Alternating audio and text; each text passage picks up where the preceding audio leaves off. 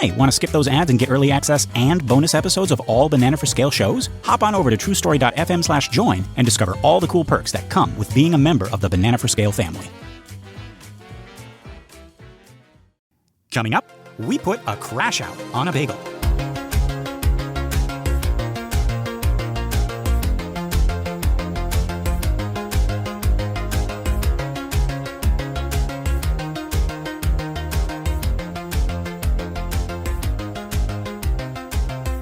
Greetings, First Jumpers. I'm not Lester Ryan Clark. And I'm not Kynan. We're another version of them from another universe, and this is another episode of Every Minute of Everything Everywhere All at Once, a show where we attempt to explain, evaluate, enlighten, and elucidate the Academy Award-winning film Everything Everywhere All at Once. Okay, so our minute begins with Evelyn being pushed away by Foxy Waymond. And it ends with her staring into the bagel. Yes, and the bagel is staring back.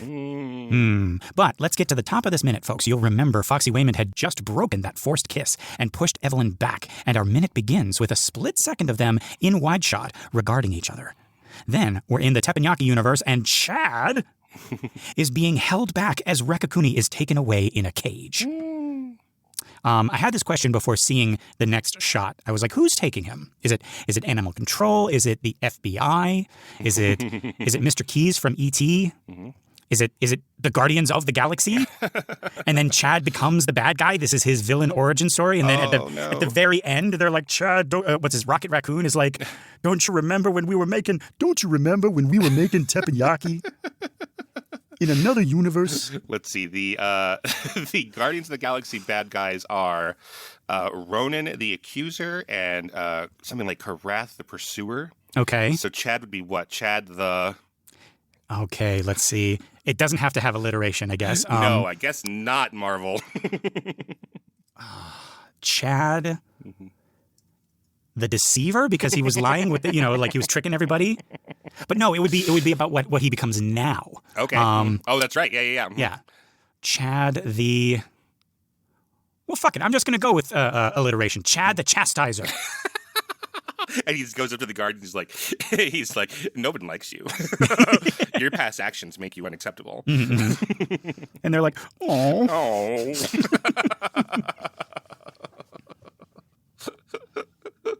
And he does that. His and all of them, they have like some kind of like stylistic logo, right? It's like the Foot Clan has the foot, right? And Dr. Claw has that weird little that kind of like spider cat fang thing. And Chad's is just like a wagging finger. He's a little scold, yeah. Mm-hmm. Oh, yeah. They're taking Raccaccoonie away, and he's holding the little bars. Yeah. Yeah, which I think also makes it easier for them to operate this puppet in this new configuration. Yes. So he can move his head back and forth, but luckily we don't have to worry about his arms. Yes, his arms are actually glued to the bars, children. You don't know that, but that makes it sadder. Mm-hmm. Yeah.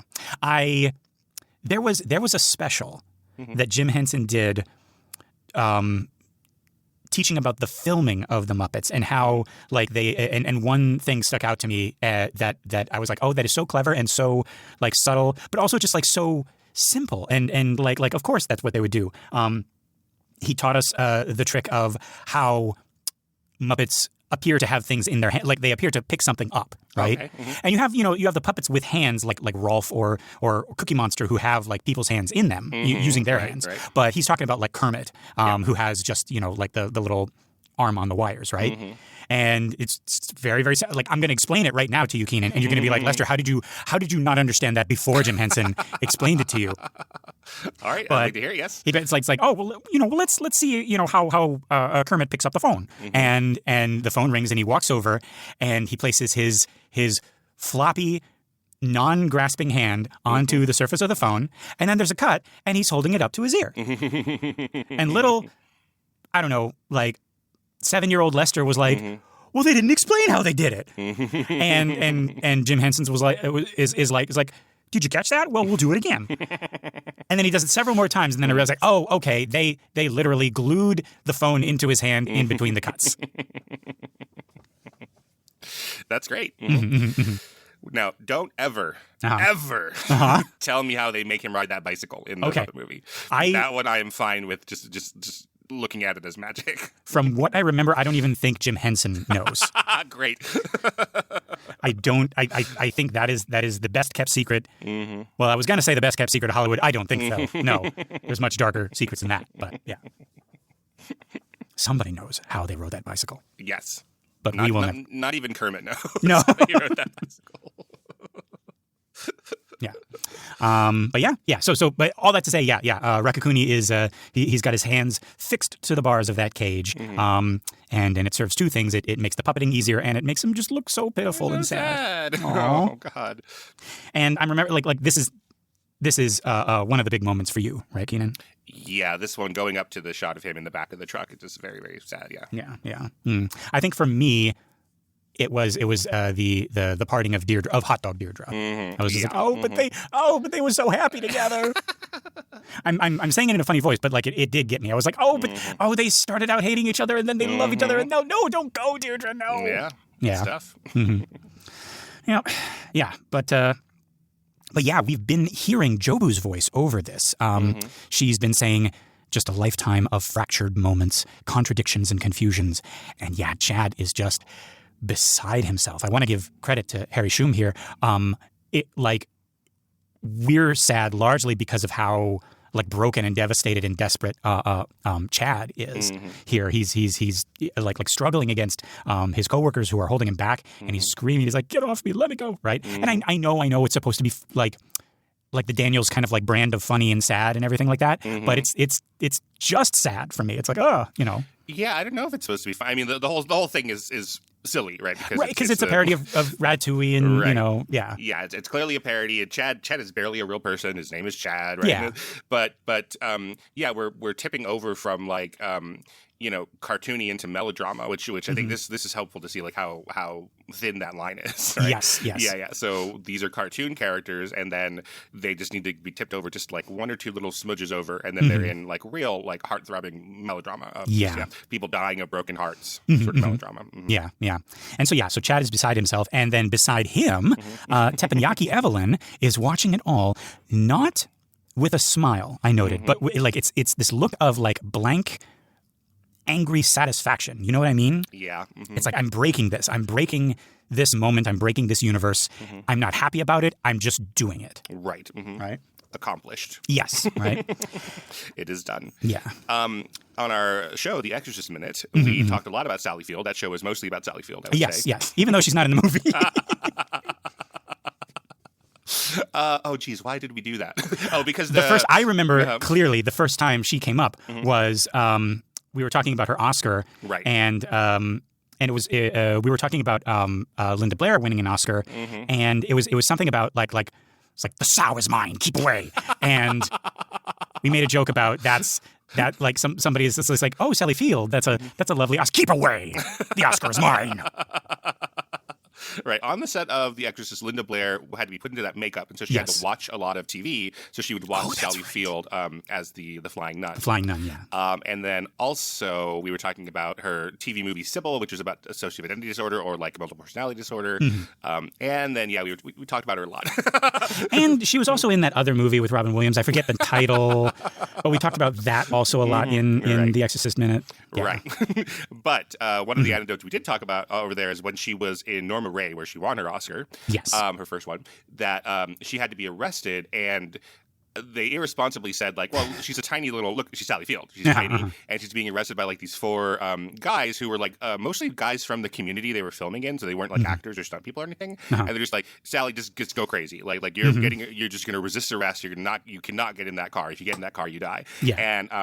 And Sally Field like kicked them and stomped them and broke some of their ribs and broke one of their like retirement watches, these like heirlooms and stuff. And they were really not prepared that when they told her like, hey, go all out, that they went all out. Which is part of the reason we don't do that anymore. We don't say like, hey, just go crazy here because Well, I thought you were going to say part of the reason we don't hire Sally Field anymore. I would hire her for anything. Absolutely anything. There are some people who would pay good money for some broken ribs by Sally Field. Yeah, exactly. So anyways, this is similar. This is my father's watch. Please, step on it. Oh my God. So anyways, nowadays they are much more choreographed, I'm sure. And it's actually these two gentlemen, hopefully. I mean, the best practice is that if Chad is, quote unquote, resisting against these two gentlemen playing his manager and his coworker, holding him back, that they're the ones who are actually in control of where their bodies are going. They're shaking him like a rag doll. Well, they're shaking themselves, and Chad is just pretending. Right. So if one of them is getting pushed back, it looks like Harry Shum is doing it, but it's the guy who's being pushed who's faking himself moving around. And all Harry Shum has to do is the acting part of it. So hopefully that's happening here. Hopefully no one broke their ribs on the set of Everything Everywhere All at Once. I think everyone. Well, yeah. What am I? I was about to just assume everyone's fine. Like it's fine. Who the hell am I? The movie's good. It's fine. Yeah. Right. And that one movie is good where she broke a couple ribs, so it's fine. It's fine. What's an heirloom, really? No. But then, I think we were also talking about Not Without My Daughter, which is another one. Oh God, yeah. So Sally Field pops up a lot. Yeah. In our shows. She's a badass. Yeah. She hasn't appeared on the Devil show yet, I don't think. Well, actually, she hasn't appeared on any of the shows, Lester. Jeez. Yeah. But we then get a close-up of Raccaccoonie as he says, "Chad, don't forget about me." Oh. Jeez. more than anything, "don't forget about me" is so like loaded. That's like a really sad thing to say to somebody. Please don't forget about me. Ugh. Yeah, and again, we get so little of their story because all of the scenes in this, assuming there's like a Raccaccoonie movie, all the scenes that we're privy to are just the ones where the villain is there, just where Evelyn is there. Right. So it does. They could say these things that are they have to script them that they feel like we understand the big beats of this movie. Right. But it also can feel like that's like reincorporation of something that they said to each other when they were in their happy space. Right. Yes. Yeah. That they could be like, this is oh, what do you like? What do you like about cooking, Chad? And I don't know. I just have these memories of of cooking with my grandpa or whatever. It's like, oh, no one has any memories about me. God. Like it implies all of that stuff, right? So this is like the emotional punchline of that. Right. Like, don't forget about me. Right. There was probably a song. It's like, I'll never forget about you. Right. Yeah. Now he's just being taken away. He's trying to give some kind of like wisdom to Chad that just ends up hurting Chad's heart even more. Right? Oh God. And they have to make it seem really final. Like he's going away. Yep. Yeah. And yes, the truck says animal control. But still, right, it's a talking raccoon, right? Like, I don't know, maybe that's normal in this world. Like like restaurants are just lousy with talking animals secretly helping chefs. You got a talking snake in one, and you got like a talking lemur in another one. I don't know, but no, like maybe the first location is animal control, but then, I actually don't know where the animal goes from there, like in real life.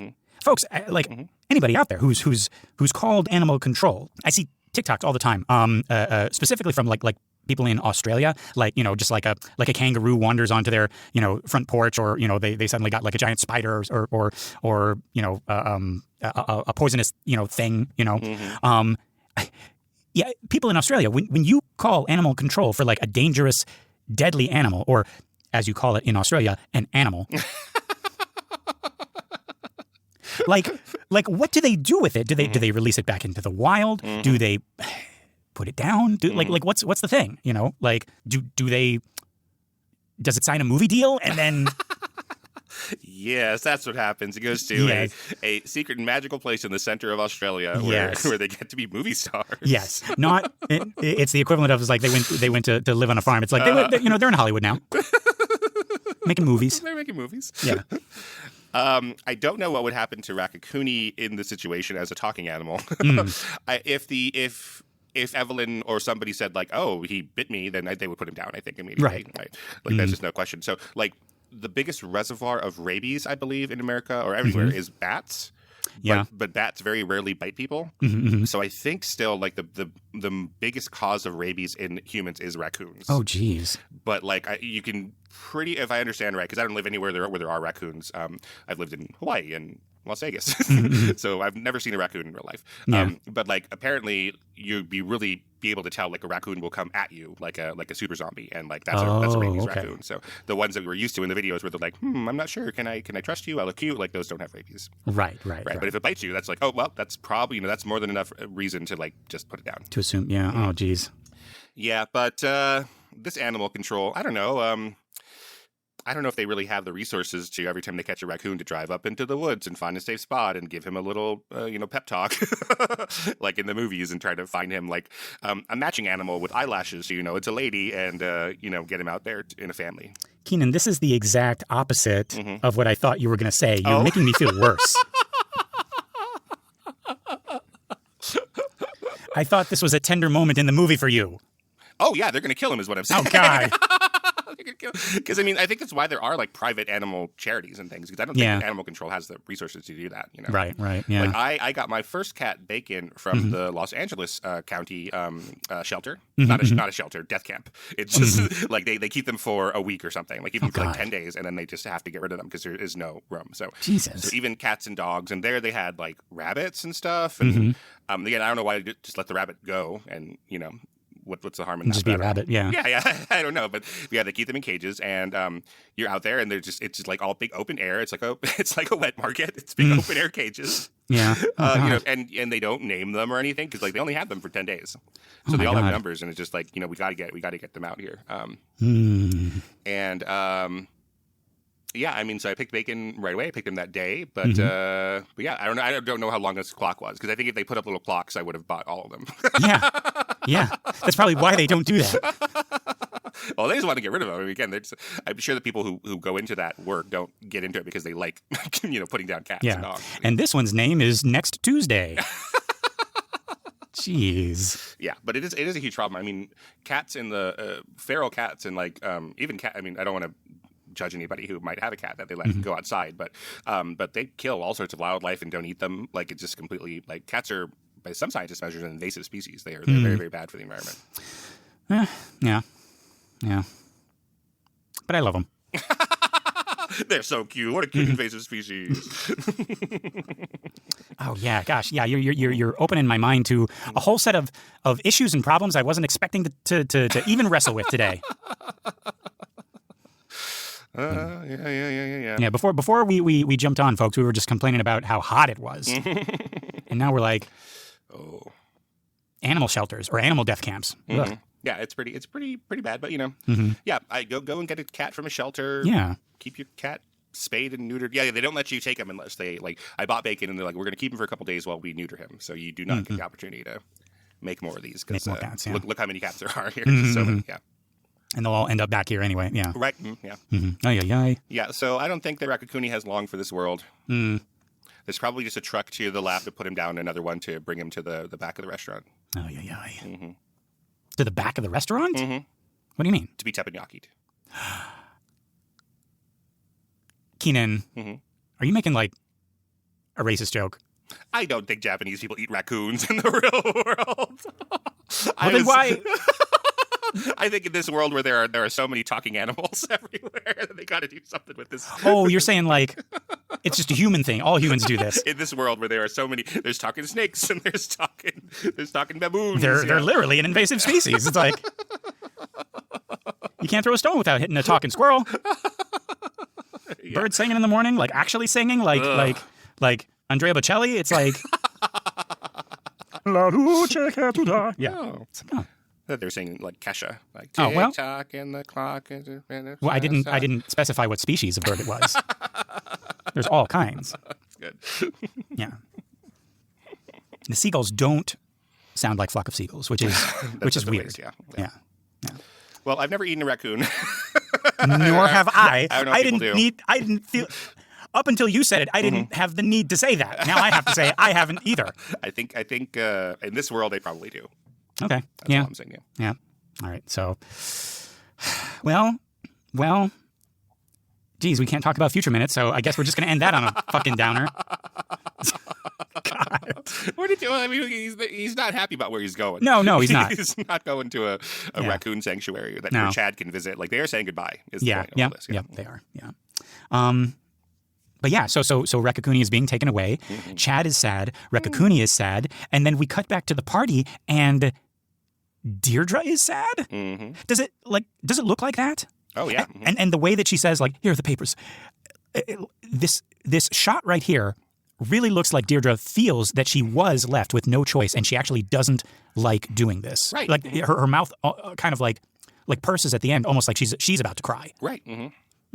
Yeah, she in this iteration of Deirdre, which maybe is different from the Deirdre that we saw in our other in our real world where she eats the cookies at the desk. Whatever. She is like, I was betrayed by this woman. Yeah. And I trusted this woman, and she did this to me. I was like, I think we talked about before, like she considers herself like a friend of the family almost, possibly. Right. I mean, that's how you would have to try to play it, I guess, if you're Jamie Lee Curtis. Like to get to this, right? This is not coming from anger. This woman wasted my time and or annoyance or hung up on me on the phone, or this. That's not what she's playing here. She's playing something else. Yeah, this isn't like a real relationship. Yeah. Yeah, like maybe one-sided, but like she really felt like. Yeah, it's not like a Karen being like, how dare you speak to me this way or whatever, right? Yeah. Yeah. So in this, for me, it even feels like, look, you've made me be a Karen. You've made me be the stereotype. Like maybe even like you made me be what they call me at work behind my back. Like, like this hard thing. Like I was going to be different with you all, or something. Yeah. Right. Okay. Yeah. Yeah. Yeah. There's this like in screenwriting and directing and acting, and I'm sure in a lot of other like dramatic arts, like there's this advice that's often like when you're doing your prep work to try to make it that this is the first time that your character has experienced this, right? So that it feels fresh. So maybe in Act 1, okay, this is their everyday life, et cetera, et cetera, et cetera. But like, what is different about this? So Ellen Sandler, who's a sitcom writer, and she wrote this book on sitcom writing. She uses the opening of the Passover Seder, which is an elder person like turns to a young person at the table usually, and then says like, "What makes this night different from all the others?" And then they're supposed to explain like the Passover story and all of that. Right. So like that's really good advice she has for writing. Like why are we looking at this moment? Well, this moment should be different. This moment should be new. So maybe maybe I've had a boyfriend before, but like I've never had one that feels like this. Or maybe I've lost a friend before, but I've never lost a friend like this. Yeah. So what is it about that? So maybe Deirdre has foreclosed on a lot of laundromats for immigrant families, but like this one has to be different. And I think that's what Jamie Lee Curtis is probably playing it that way. Like, what makes this one worth popping into my life story to look at? Right. Yeah. Okay. Yeah. Like she could have been like for all we know, like when she got up this morning, maybe she was told by a friend, or maybe like she just told herself. It's like.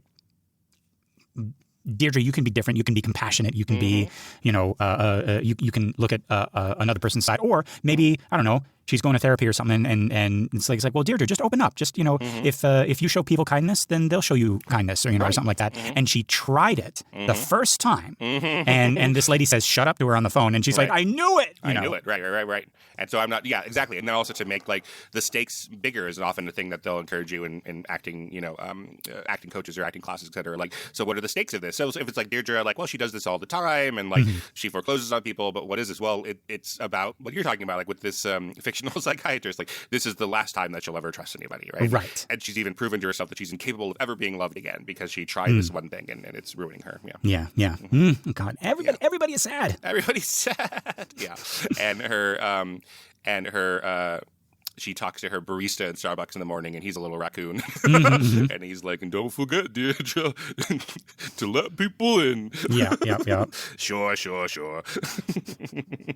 And it was like on the cusp of working, because on that day she like complimented his, his flair or his uniform or something like that. And it made her feel good, and it made him feel good, right? It's just flair, Deirdre. It doesn't matter. Like, they're forced to wear it. But it's a start, And she was, and then she got to the IRS, and then, the Wongs arrived, and she was like, you know what? I'm feeling it. And, he brought cookies, and then it's all dashed to pieces, Yeah. Oh, jeez. But yeah, she says, here are the papers. And she thrusts them out towards Evelyn.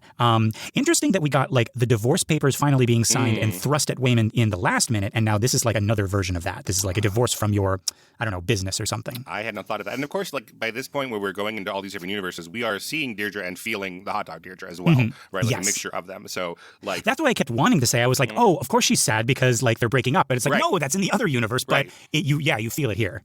Yeah, exactly. So she like that's what they're doing to us. So so the audience. So right. So we're going to be seeing her as Hot Dog Deirdre in this montage, and so yeah, she is like, you're breaking up with me in this universe, I'm breaking up with you in this universe. Yeah.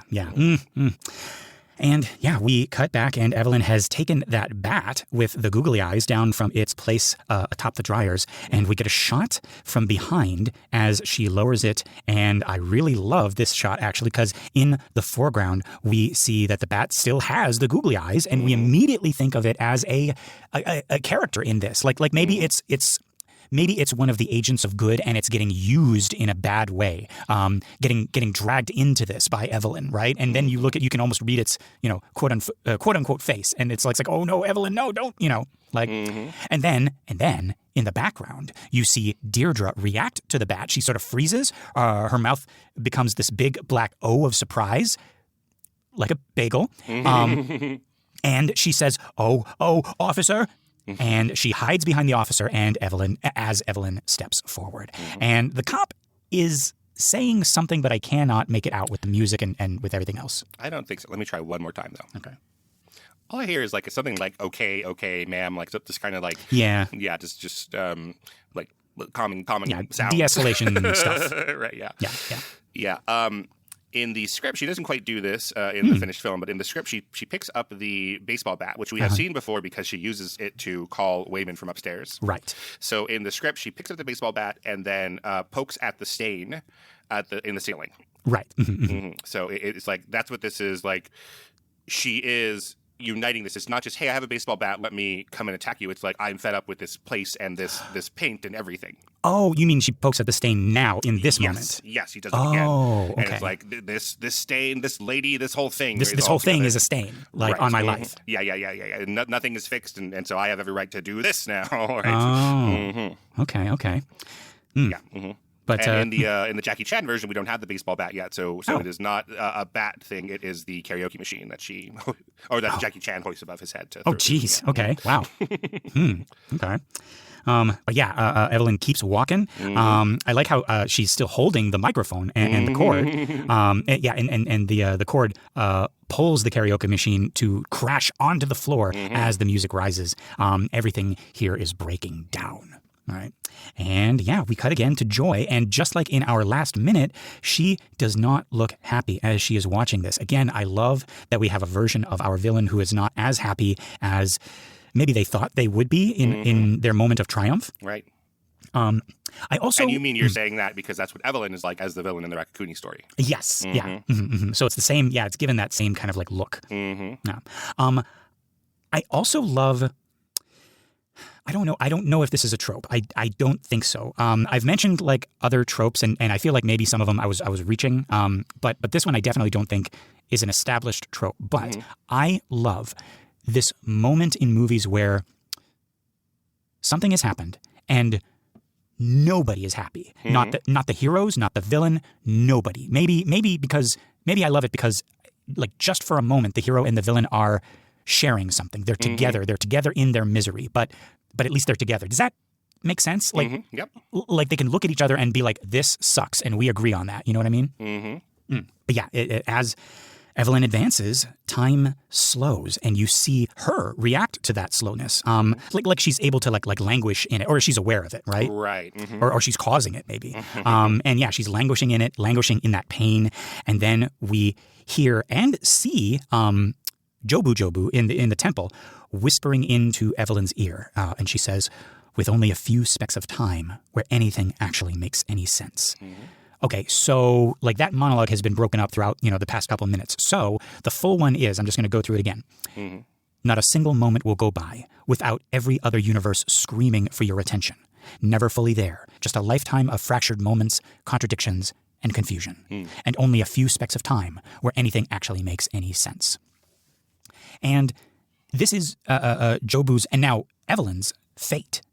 This is to see and feel everything and be everywhere all at once. And I love how, without saying the title, we feel the weight of it. We know that that's what she's talking about, and it actually makes the title sad and scary and overwhelming. Not the the funny, goofy, quirky feeling we got when we first heard the title. Right? It's like, oh, what's the movie called? Everything Everywhere All at Once. Oh, it's chaotic and whimsical and madcap and zany. Mm-hmm. No, it's oppressive and overwhelming and scary and lonely. Mm-hmm. Oh, but it's everything. Yeah.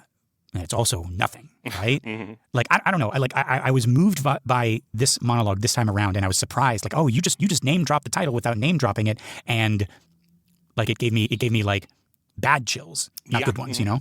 Yeah, there's so kind of like, fantasy or any kind of speculative genre. Sort of the theory of that is like, why do we go to movies, books, plays, etc., video games for like narrative what ifs, like like, hey, wish fulfillment, like I would like to be everywhere, everything all at once, right? Mm-hmm. And like then the first half of Act 2 was us experiencing that and luxuriating that and like all the plus side of it, and then the second half of Act 2 was us seeing the downside of it, right? So yeah. I don't know, like superheroes are like Shazam, or something where the little boy wants to be. It's like big, but also superhero, so he wants to be. Do you know Shazam? Sorry, no. I keep on confusing it with, what's that? Mandela might be real, might not be real. One with Shaq. Wait. Kazam. Yes, is a real movie. I think I remember seeing it once, but then people are saying it doesn't exist. No. And I've tried to find it, and I can't find it. Wait. Kazam with Shaq as a genie is a real movie. Okay. Shazam with Sinbad, right, is not a real movie. Okay. And ShamWow is a towel. It's a towel. I think advertised by Billy Mays. No, by Vince. What's his name? Oh God, what is real anymore? the bad Billy Mays. No, the terrible Billy Mays, the guy, the criminal. Oh, okay. All right. ShamWow guy. Hold on. We weren't even talking about ShamWow. We weren't even talking about Shazam. We were talking about Kazam. Oh no, wait, which one? Shit, I forgot. Hold on. I got to solve all this first. So Vince Offer is the ShamWow guy. Okay. What did he do? I guess I'm lucky that I don't know him. He did the ShamWow. He has beaten up women. Oh God! And he might be like him. A scam artist. Oh. Billy Mays. Well, of course, he's selling the ShamWow towel. Billy Mays, I don't think is a scam artist. He seems like a bad guy, though. Billy Mays. I don't know. He's showing up on my TV at 3 a.m. Yes, selling me shit I don't need. Right. Yeah, Billy Mays here. So I don't think he had any controversies. He just liked that we know of. Yeah, it died. Yeah. Okay. So all right. So where are we? Okay. Now we got to go backwards. Now Shazam or Kazam. Shazam, the genie movie, does not exist. You just told me. No, that it does. Kazam, the genie movie, exists. Okay. Shazam, Sinbad, Shazam. Not real. Kazam with Shaq. Listeners, with a Q. Play it back. I think he said that the Shazam. Because I was like, oh yeah, Shazam, Shaq. It's alliteration. No. Shazam, Sinbad. That's the one I saw. That's not real. Wait, no. Shazam, that's the one I didn't see. Shazam with Sinbad is not real. I didn't. But wait, no, because riddle me this, Kynan. Uno reverse and all the other sayings. Mm-hmm. I didn't even mention Sinbad. So how are you?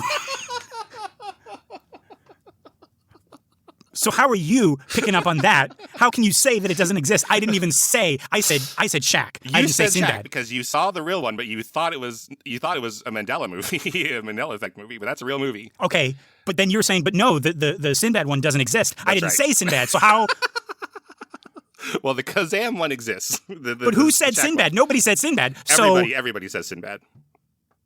Okay, so that's the Mandela thing that everybody thinks is real. Right. Probably because Sinbad was an actor who really starred in movies, so that makes sense. And Shaq shouldn't be in a movie. That doesn't make any sense. Okay. But Sinbad was not a genie named Shazam. However, talking about this movie, Shazam.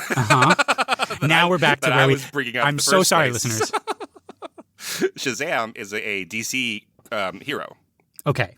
Who is not a genie, luckily. Okay. But it is about a little boy who makes a wish.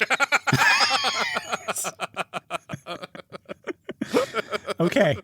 So he is like the boy in Big. He wants to be big. He's a little, pipsqueaky kid. I mean, he's a normal kid, but he thinks that he's a pipsqueaky kind of guy, right? Right. So he gets the power of, oh God, I'm going to get this wrong. He gets the power of Kazam. Captain Marvel. No, this is a DC movie. Okay. And he meets Captain Marvel. And Captain Marvel gives him the power to turn into a superhero. Okay. Do you realize how silly you sound right now? This is comic book. You're telling me that a movie starring Sinbad as a magic genie doesn't exist. That's right. But a DC movie where they talk to Captain Marvel. Okay, Kynan, sure. And I guess the centerpiece of the museum's mummy exhibit just got up and walked away on its own. No, it's behind you, I swear. It's right now. Just look. Just turn your head 80 degrees. And your fourth grade teacher is a werewolf. So, they have since changed the name of Captain Marvel to Shazam. because that was confusing, obviously. Right. But their biggest rival became Marvel, and they have their own Captain Marvel over there who's a lady. Gotcha. Right, Yeah. Okay. Oh, yeah. There's okay. Yeah. Mm-hmm. Yeah. Oh, yeah. So nowadays he's called Shazam, which isn't confusing at all. So yeah, the little boy becomes Shazam, and he gets to become a giant superhero who's all buff and everything, and he's like a low-grade Superman. He can run around and beat people up, etc. All right. What are we talking about? Anyway, so listeners, if you were able to keep up with all of that, write us in at just write to me and explain to me banana for sale mail mail@gmail.com. Just text Lester. Yeah, I'm just gonna I'm gonna trust you, Kynan. I'm gonna trust you. The point is, like, we understand why you would be a 14-year-old boy and be like, I want to be a big buff superhero guy and save people and do all that stuff, right? Yeah. Right. So even in a movie like that, then in the first half of Act 2 is great, right? It's like I'm impressing the girl I like, and my buddies look up to me, and I get to save people, and I get to be big and bulky and look at myself, and like all that stuff that we would appreciate. But in the second half of the movie, it's like, well, geez, now I have to see like the limits of that, and I'm probably, I don't remember the movie as well, but like I'm probably spending too much time being a superhero to hang out with my friends, right? And I'm probably like getting kind of a big ego. My friends don't like me anymore, etc. Like all that stuff. It's like, oh yeah, that's why it's better to just be a 14-year-old kid than actually be a superhero. Sorry, hang on. Shazam. I promise you I told that all correct. God damn it, Internet. All right, fine. All right. No. That was a bit. I was listening. I promise you I said all that right about Vince Offer and Shazam and everybody. All right. Neither of these movies is a big enough hill to die on. One of them might not even exist. Yeah, it doesn't exist. Yeah. Jesus. But anyways, my whole point is maybe I could use a different example. Yeah.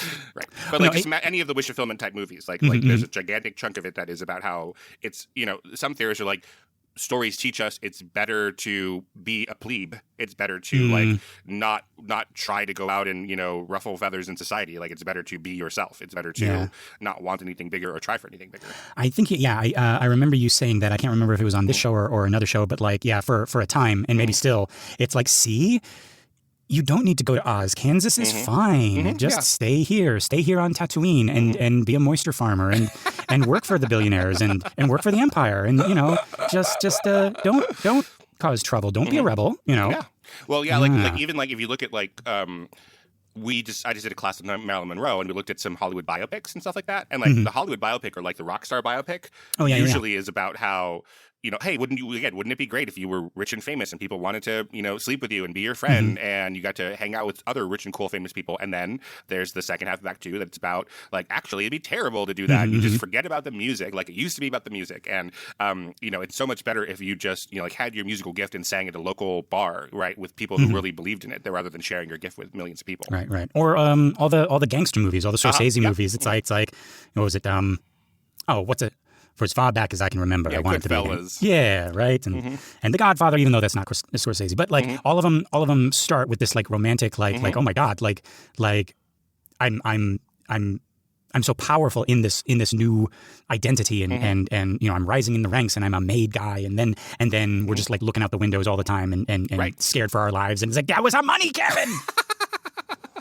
Yeah. I could walk into any club without a reservation, and they'll bring a table out for me from the back and put it in the center of the floor. Right? That's so cool. Right? It's like the coolest thing in the world. And then now I can't even make a tomato sauce right by the end of it. They're everywhere, Karen. Or I can't even like show my face outside, or it'll get shot. Right? Exactly. By the cops, the FBI, and like the other gangsters. Right. Mm-hmm.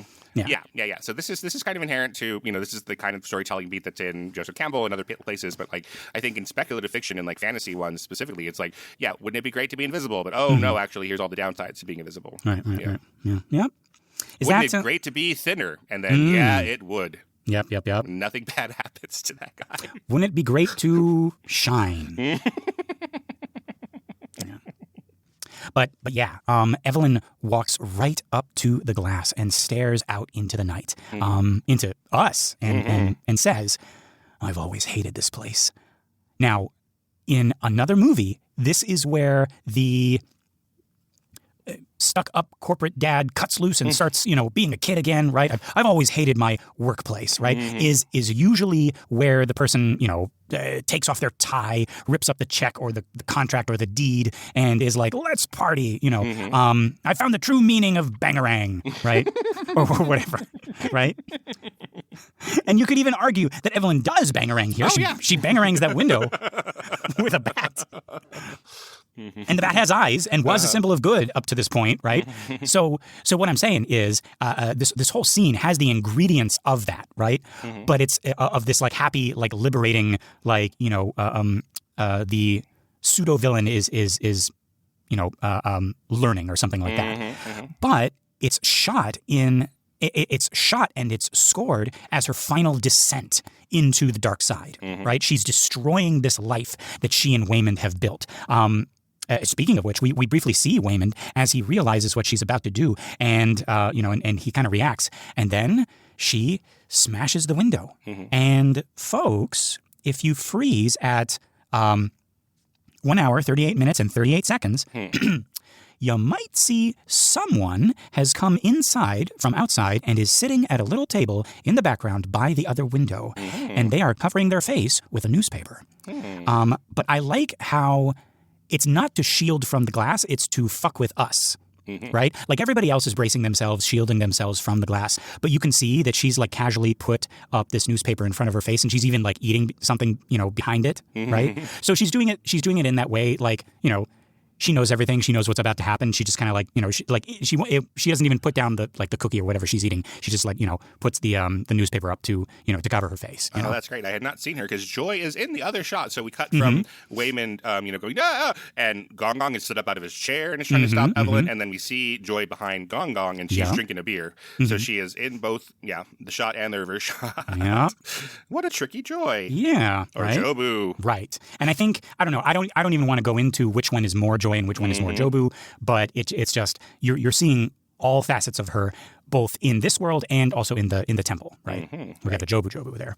But yeah, then we get But yeah, I like what you say because we're in the all is lost moment, but we're gonna get the I don't know, there's related storytelling beats here, the all is lost moment and the dark night of the soul. You've heard both of those, yes, and I like that we have both titles because they're kind of different and not every movie has both, so in this one we're going to have both because this is the all is lost moment here is in this montage where she is being all the terrible things are happening. She's stabbed her husband, Raccacoonie's being taken away, she's breaking up with her wife, and she's smashing the window here, and then the dark night of the soul is usually one that's just like reflective of and quiet and slow and just being down on yourself. So not every movie needs both of them even.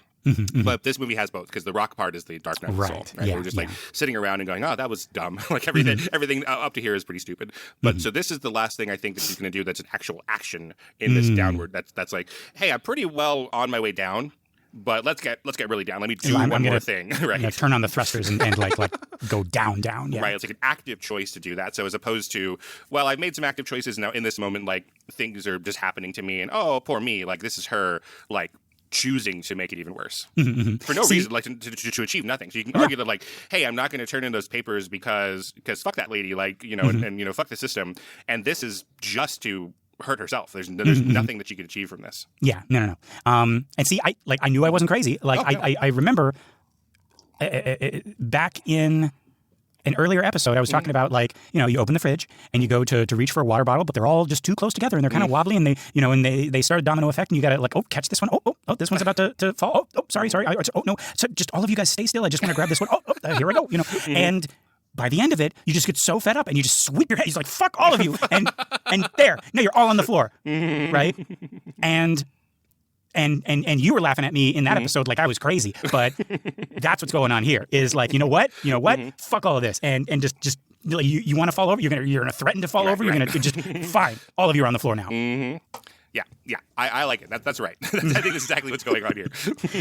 Listen, as he's backing away from the microphone, it's like, you're right. Lester, you're right. Hey, man. Yeah, no, it's completely right. It is like, if this is all going to be happening, I'd rather cause it than be a victim to it. Right? There we go. Okay, right. Yeah, this car is crashing. I'm going to be the one at the helm. Right. Mm-hmm. Yes. Okay. And then yeah, just like have the foot on the pedal. Yeah. Mm-hmm. Yeah. And yeah, then we cut to outside, looking in through that now broken window, and Evelyn turns and bashes a vase. Just fuck it, and then that's what causes it. She's like, I don't know what to call this thing.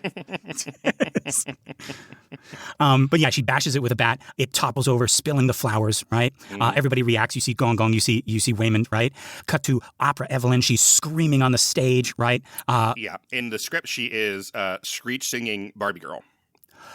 Oh, I like that. Yeah. Mm-hmm. I mean, I don't want to mess with this. This is fine too. This is just like a scream of rage, Yeah, well, I mean, it wouldn't make sense because instead, in that montage at the beginning, we don't hear them singing. So Barbie, yeah. So that whole thread has to go once we decide like that opening is better silent. Right. Mm-hmm. Yeah. So now any of the Barbie girl stuff has to be taken out. Yeah. Mm-hmm. Yeah. And then we get a close up of Raccaccoonie. Sorry, let's stay with the opera verse for a second. Yeah. Yeah. Yeah. So I like that she's screaming in a rage.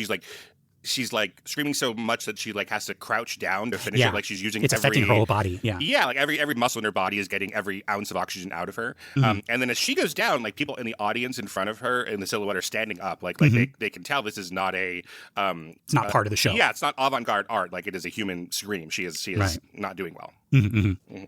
And it's her. It's like it's not her. You can tell even with a split second, maybe because of it's interstitched with like all these others. She's not like feeling something and going, oh no, and screaming in pain. She like, I'm deliberately going to ruin this show. Mm-hmm. Like I'm going to destroy. I'm gonna like wreck my voice, wreck this night for everybody, wreck everything. Oh wait, that might be because what's happened. So in this storyline, because she jumps into it and then she kind of messes up something, and then Gong Gong comes out to check on her, and then she pushes him away.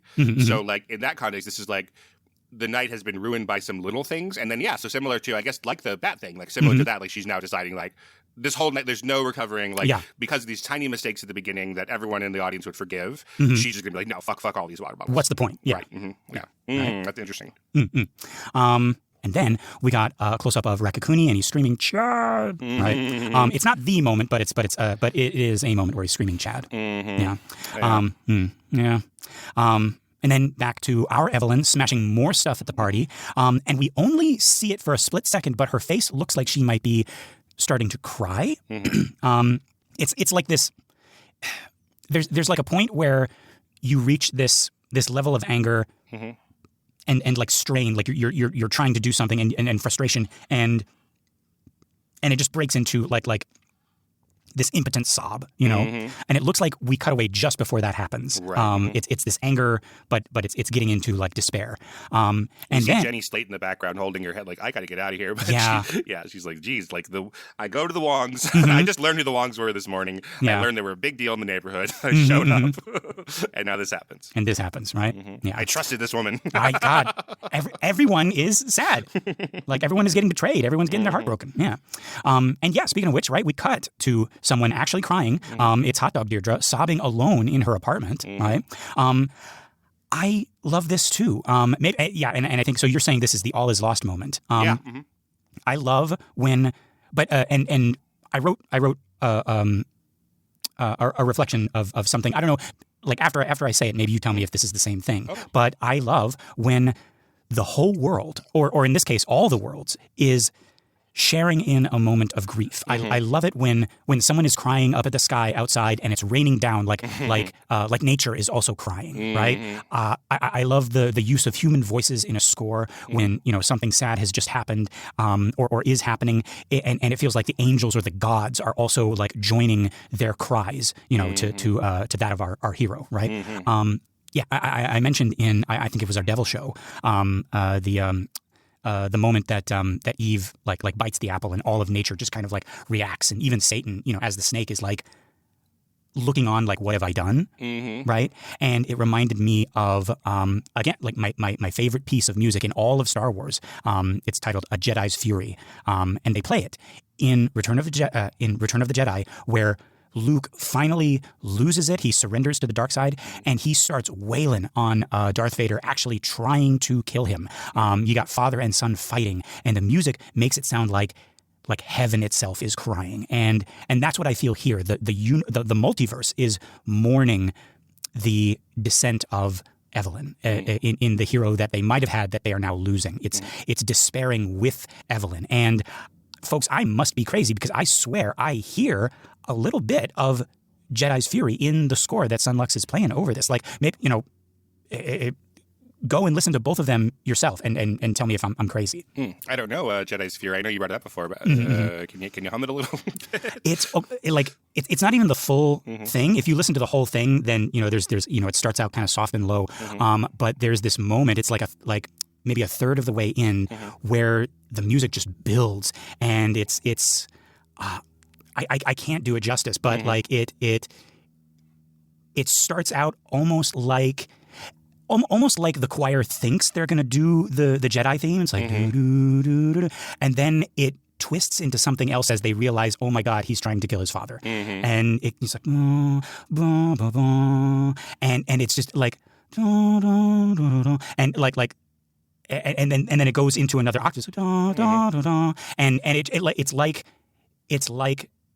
the heavenly choir is reaching, or like, I don't know, the Jedis of the past are reaching out saying, no, don't do this. And it gets me every single time. And the same like 2 or 3 notes like hit me with this moment here. And I was like, oh God, like did the Daniels hear this? Did Sunlux hear this? And they're doing kind of like an homage. Maybe not. Maybe I just got that music on the brain or something. But sure, but I'm sure if you're a musician doing a film score, that it's hard to step away from John Williams's legacy. So intentional or not, I'm sure it'd be different. I'm sure Sunlux would be like, oh yeah, that's something like we were doing. I mean, but it definitely invokes the same kind of feeling. It's like every being in the multiverse is going, no, don't. Right. Yeah. Like, Lester, did I play you that new song that I did for when someone's sneaking up on you, when that mummy's sneaking up behind you? No, you didn't. It's just 2 notes. It's just kind of like a da-da. And then you just do that again. Da-da. Interesting. Da-da. This makes me afraid to go in the water for some reason. Da-da, da-da. Like, oh my God, wait. Kynan, I actually looked behind me in the studio. Oh God. I was worried the mummy was getting, but it's just the werewolf over there. Oh, that's just my 4th grade teacher. Yeah. We all know this. But yeah. Then we get a couple more shots. Chad finally breaks free, but it's too late. The cop in our world grabs Evelyn, but it's also too late. The damage has been done. She allows herself to be handled by this cop, and we even see right before we cut away, we see that she smiles, right? Like, the job is done, right? It is finished. She did it, yeah. And yes, you can also see Jobu in this shot, newspaper down, revealing her face and watching Evelyn with this this clinical curiosity. I'm glad there's 2 of us here because I didn't know I didn't notice Jobu, and she's quite clearly there. Yeah. So yes, I'm really glad that there's at least 2 of us looking at this. Yeah. So there's. In this minute, there are 3 Joy/Jobus, right? There's the one by the lock. There's the one by the dryers, right, with Becky. There's this one that just came in, and then there's the one in the temple. Right. Yeah. And the 4th one. Wait. Behind you. Darn it. Oh God. Wait. Shazam.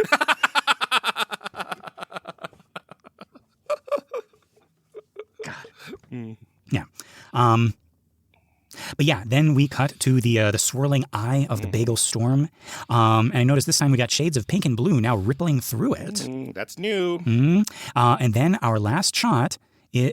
So I mean, again, just kind of like confirming what I was thinking, that like the straining relationship of this mother and daughter is affecting the multiverse. Right. And Pink Mom and Blue Girl, they're now, rippling through. And then our last shot is of Evelyn and Jobu in the temple, looking into the Bagel as the light pulses around them in that effect we've seen. And a tear runs down Evelyn's cheek. And I didn't write, we also see Jobu's face. And I want to talk about okay, so like all three of these Jobus, we got the, it's great that we get to see, it's great that we don't have to say, oh, well, this one's Joy and that one's Jobu. They're all Joy and Jobu. Right. And because of that, we get to see different reactions all at the same time. And we got the one where the villain is getting exactly what they wanted, but they don't like it anymore. We got the one who came in from outside, who is like kind of like examining this like Evelyn is a new species of bug. And then we got the one in the temple. What's this one given us, Kynan? Like disgust and fear and like. Well, I guess she doesn't. I was going to say all of them are different. I think they are. This one's it's closer to the like I don't like this, I don't want this. Right. But it's with the knowledge and experience of Jobu. Right. Rather than Joy Jobu in the by the dryers. Yeah. It's very interesting, though. Yeah, because, again, like she's been the villain and she's been the one we're afraid of. And now she seems to be afraid of what Evelyn's going to do instead of us being afraid of what Jobu's going to do. Right. What Evelyn's going to do or what Evelyn's going to become or what Evelyn's going to feel. Right. And she knows what Evelyn's going to feel because she's feeling it as well. But yeah, like to go back to, what you were talking about, like the dark night of the soul and then, the all is lost moment. And then am I thinking of one of those or am I thinking of like something different? Just like where... like nobody is happy, but we're all still going through the motions. Like the end of the Crucible where John Proctor is, he's being led up to the gallows and you suddenly have everyone in Salem following the cart and they're like, you're a good man, John Proctor, this is wrong. Nobody should, it's like these were the people who were like shouting, which, all the time, the judge, Judge Danforth doesn't like what's going on. Reverend Parris doesn't like what's going on. You got Reverend Hale and he's like sobbing openly and you got the condemned and they're all going to hang and they're the only ones who are like, at peace, and everybody, all the villains are like, this is wrong, but also we can't stop this. Like it has been set in motion and we have to go. This is the crucifixion of Jesus and Pilate is like, I'm against this, but it's just happening, right? And, in some versions of that, you have Judas even like watching on and crying and Peter crying and nobody's happy. And like, okay, so whose fault is it? Like God's, it's like, this just has to happen, or, we go from the crucifixion to Beetlejuice, and the ending when Otho does the exorcism, right? And he brings Barbara and Adam, back to like he summons them, in their wedding clothes, right?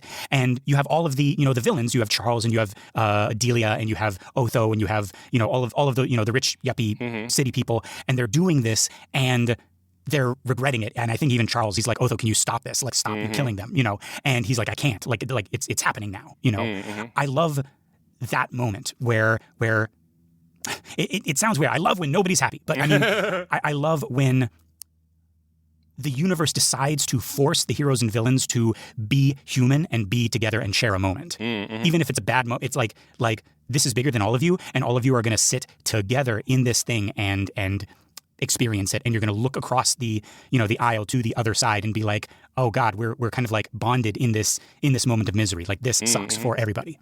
I like that. Yeah, I don't know if anyone has put that into words. It's a nice little story beat. It's got sort of elements of the all is lost and the dark night of the soul. There's also a third thing that again doesn't happen in every story. This is more Chris Vogler, who sort of adapts Justin Campbell, but it's called the Road Back, and like this glimpse of like, hey, you can go back to the way things were in Act 1 here if you give up the goal. Like if you give up the main thing, like, hey, you could just go back there. So there's a little bit of that in like Shrek, which is, kind of has all three. There's the All Is Lost where like Donkey and Fiona are both mad at Shrek. Shrek gets his swamp back, and then we get the Hallelujah montage, and we see all three of the main characters and the dragon, I think, all sad, right? And then Shrek has his swamp is the kind of the road back. Like, hey, if you just sit here and just go back to the way things were, right? You got what you wanted. You got what you want, right? It's completely fine. And sometimes it's like somebody saying like, hey, you don't have to do this. You can give up. Or the Last Temptation of Christ. That's what all that is. Like, you don't have to be the Son of Man. You can just leave the cross here. So maybe a little bit of that. Like, so in the Crucible, when everyone is like hey, now we're upset about this. Like, hey, isn't this a sign that like if one of you steps forward, if one of you has the strength to be like, hey, none of us like this, we can be done with this, then we can go back to the way things were. Right. But we can't. But that wouldn't actually solve the problem in the Crucible, and that wouldn't actually solve the problem in Beetlejuice if they were to stop the wedding, because they have to kill Beetlejuice. Right. Yeah. Right. Yeah. Yeah. Oh no, I wasn't talking about the wedding. I was talking about the moment before. Oh, the exorcism. I mean, It wouldn't stop the main problem of it. Even if they could reverse the spell or whatever, like they would. They have to stop Beetlejuice. Right. That's what I like in that moment, because like it's like the darkest thing that's happening is Adam and Barbara are going to be exorcised and like die for real, right? And everything is terrible. Nobody's happy. And Lydia runs to the model and she's like, hey, can you help us? And he looks up from the model and it's like, oh yeah, it's like this is very kind of devil tempting. It's like, yeah, I can make all this disappear. I can fix all of this to say my name. Yeah. Right. Yeah. That's really interesting. In the script, it's kind of over this minute and the next minute, but the next minute is filled with so many. I don't know if you looked ahead, like some shots are single frames long, like when we were looking at Jobu's Oscar sword. Right. So let me talk about this here. Okay. So there is a Raccaccoonie song that's in the script where Raccaccoonie breaks into a musical number that we then hear across all of these different universes in this All Is Lost montage. And it's a song I wasn't aware of called Pretty Boy by Randy Newman. So it's one of Randy Newman's songs. So it's Pretty Boy. In the script, they just call out 3 lines of it, but so it's kind of like editing the song a little bit. But it's something like, we have a tough guy here. And then we go into, that's like the opening line. And then we go into later parts of it. It says, please don't hurt no one tonight. Please don't hurt no woman's heart. Something like that. And so like, yeah, the original plan is to have music over this, which I could see being very effective. I don't know if you've seen Magnolia.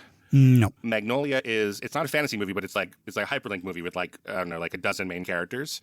And so what happens in that movie is one of them hears a song on the radio and starts singing along to it during the All Is Lost moment. And then other people start singing along to it without hearing it on the radio. They just like are all at the exact same moment, happen to be singing the song. And it is this kind of like, ephemeral, like it takes you out of the movie, but in a beautiful way. Like, like, wow, what's making them connected here? So they sing Amy Man, Save Me all at the same time.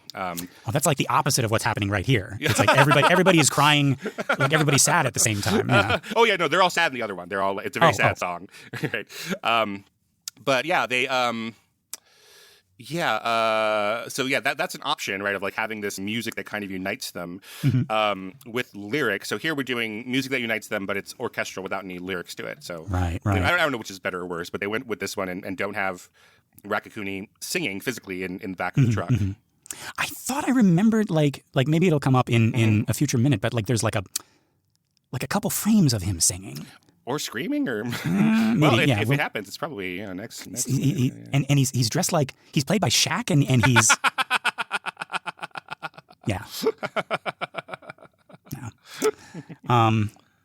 but yeah, what did we think of this minute? Crazy stuff. I'm just so grateful that you saw Jobu there. I like we're covering this for 2.5 years. I like now being able to point stuff out to my students, and that'll be another little Easter egg that I can point out to them. Yeah, no. That's the we set ourselves an impossible task at the beginning of this. Is like we're gonna catch everything, and we still didn't.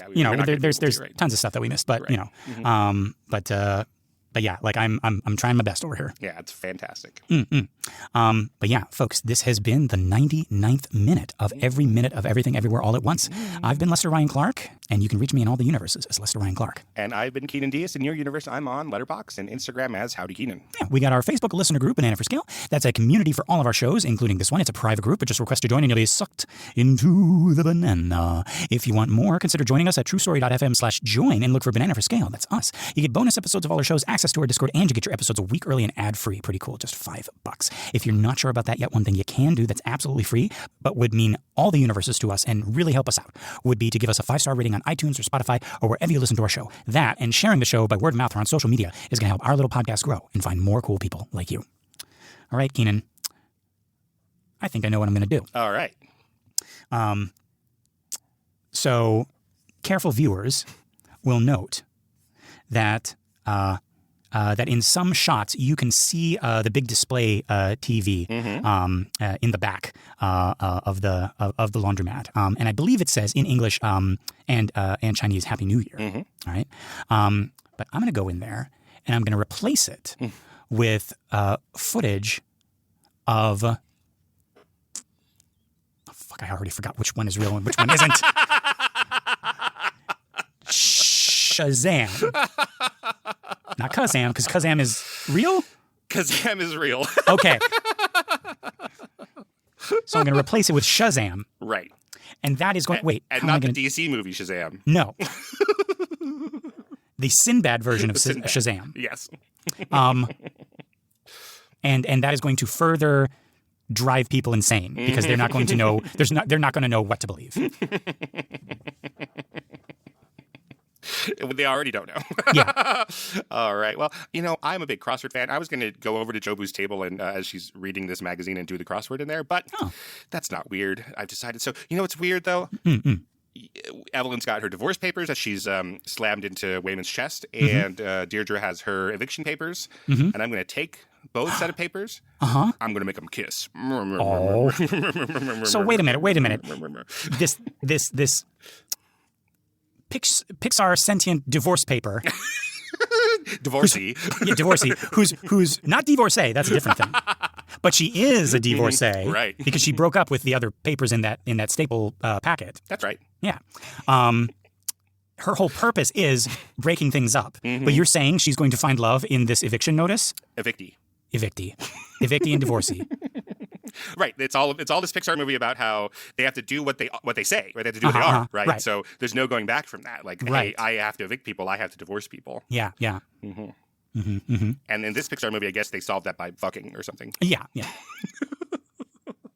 they get, they get in the margins, Subsection B, Yeah. And the subtitle will be like, a story that shouldn't exist. And then the subtitle will say, Shazam. No, Kazam. Damn it. Anyway, okay, Kynan, are you thinking what I'm thinking? I'm thinking, remember what? Remember what Sinbad said as Shazam? Yeah. He said, "World, don't forget about me." Yeah. We're sorry, Sinbad. We failed you. I can't live in a world that doesn't have Kazam or Shazam. 1, 2, 3.